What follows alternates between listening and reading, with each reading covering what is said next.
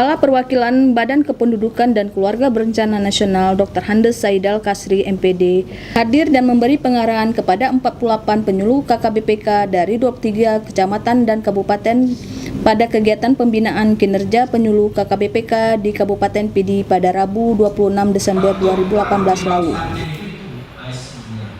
Sebab di dalam ASI itu ada disebut kolostrum mengandung zat yang kepala tubuh. Hal itu sudah diberikan kepada anak-anak ini, insya Allah. Allah memang sudah menyuruh itu untuk diberikan anak-anak kita itu akan imun terhadap segala jenis. Jadi ini yang disampaikan di lapangan, ini yang kita sampaikan di lapangan itu kan ibadah namanya. Itu ibadah namanya. Masalah mau 2, mau 3, mau 4 itu kalau saya mau problem ini. Kegiatan ini dibuka oleh Kadis DP 3 AKB PD Insinyur Ainul Mardia.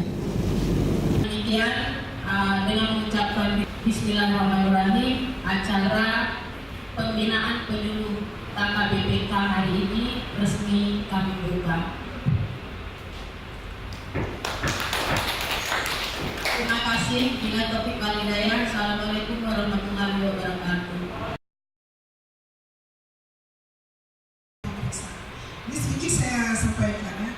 Kemarin kita dinilai indikator kinerja kita. Apakah kita sudah layak untuk dibayar tunjangan kinerja kita sebesar 70%. Jadi Bapak Ibu yang telah menerima tunjangan kinerja, kita baru 70% dari 100% yang akan dibayarkan. Dari Kota Sili, tim MPC Perwakilan BKKBN Aceh melaporkan.